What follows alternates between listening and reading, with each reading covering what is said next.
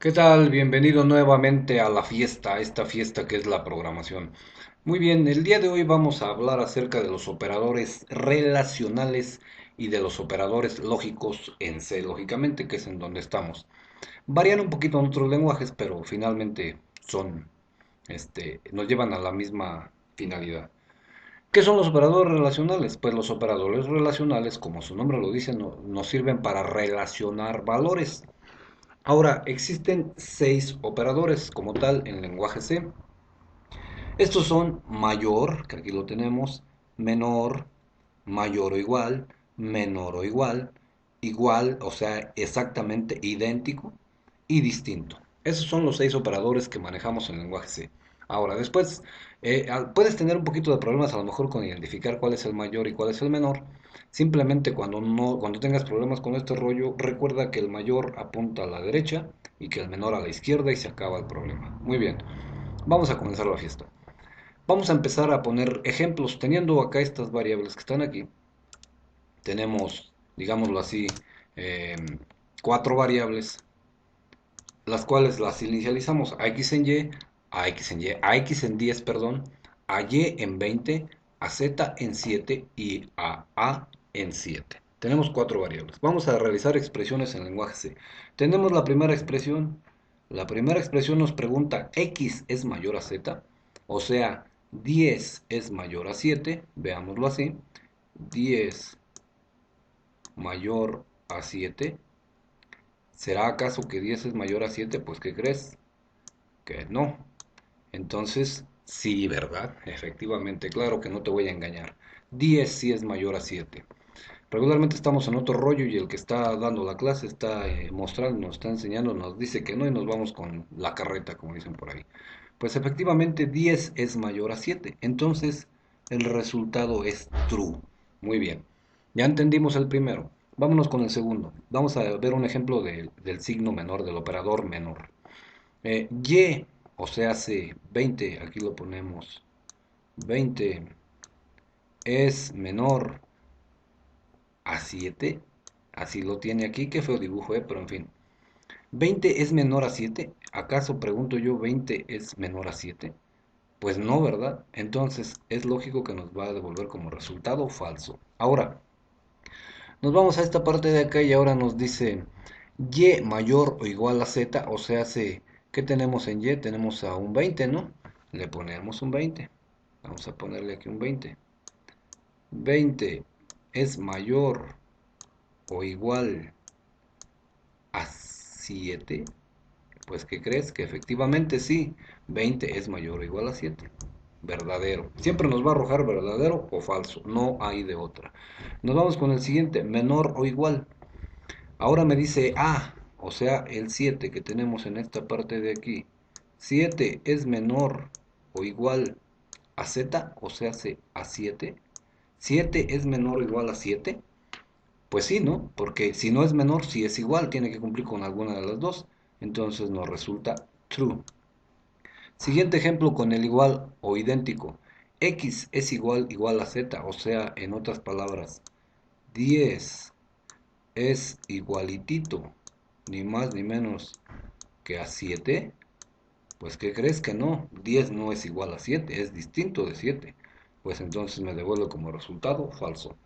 Siguiente, el último, distinto o diferente, como lo quieras ver tú. Z, o sea, 7 es distinto de 7. 7 es distinto de 7. Pues no, porque es igual, o sea, nos devuelve como resultado no. 7 no es distinto de 7. Falso. Esperamos si hayamos entendido. Yo estoy perfectamente convencido de que estamos entendiendo al millón. Nos vamos con el siguiente. Vamos a hablar ahora de operadores lógicos en C. ¿Para qué nos sirven los operadores lógicos? Pues efectivamente, como lo dice, para relacionar la lógica, nuestra lógica, la lógica a la hora de programar. Y también nos sirven para relacionar, lógicamente, diferentes expresiones. En este caso ya se utilizan, digámoslo así, dos comparaciones mediante operadores relacionales que vimos anteriormente. Y tenemos tres. Tenemos al primero, que es el operador AND, que quiere decir en español y. en inglés and, el operador o, que en English es or, y el operador no, que en inglés es not. ¿Qué hace cada uno de ellos? Pues sí, quiere decir que va a relacionar dos cosas, e incluso más de dos. El o también relaciona de dos hacia arriba, de dos hacia arriba expresiones. Tómense como expresiones cada una que tenemos separadas por el operador.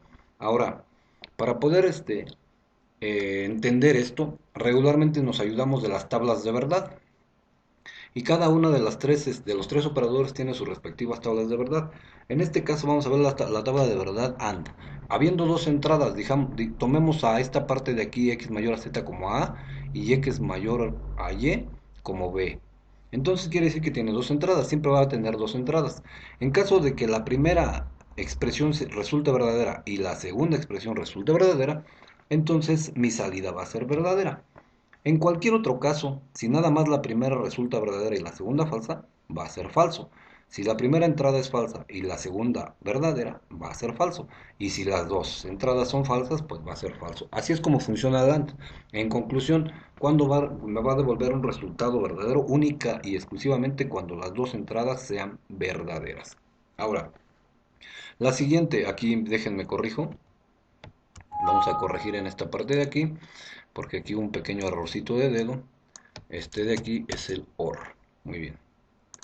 En esta parte de aquí, en el OR, ¿qué es lo que hacemos? Tenemos nuestra tabla de verdad OR. Nuestra tabla de verdad OR también recibe dos entradas. Al fin y al cabo, dos entradas. Entonces, resulta que cuando tú tienes una entrada verdadera y una entrada verdadera, la salida va a ser verdadera. Cuando tú tienes una entrada verdadera y una entrada falsa, la salida va a ser falsa. Falsa, perdón, verdadera. Cuando tú tienes una entrada falsa y una entrada verdadera, la salida va a ser verdadera. Y cuando tienes falso y falso, la salida va a ser falsa. Ahora, ¿qué de diferente tiene con el AND? Que el OR única y exclusivamente puede resultar falso cuando las dos entradas sean falsas. En otro caso, pues siempre va a ser verdadero. Como que se parecen un poquito en cuanto a las salidas, ¿no? Acá tiene tres salidas falsas y acá tiene tres salidas verdaderas. En esta parte del AND va a ser únicamente la salida verdadera cuando sea exclusivamente las dos entradas verdaderas. Y en el OR, cuando me va a resultar falso, únicamente cuando las dos entradas sean falsas. Ahora me voy a la última, la tabla de verdad del NOT. Esta se conoce como negación o no, es decir, la negación de la verdad o la negación de la negación, digámoslo así. Y tenemos, por ejemplo, que cuando hay una entrada, ahí sí puede ser una entrada o varias, pero vamos a ejemplificar con una. Cuando hay una entrada verdadera, su salida va a ser falsa, porque el asunto es negar lo que entró. Si entra algo verdadero, pues su salida va a ser falsa. Y si entra algo falso, pues su salida va a ser verdadera. La negación, por eso se le conoce como negación. Pero después de haber visto las tablas de verdad, nos vamos a ir a esta parte de acá, a estos ejemplos. Vamos a suponer, yo tengo una expresión en esta parte de aquí que dice que si x es mayor a z. ¿Qué tenemos en x? Tenemos un 10.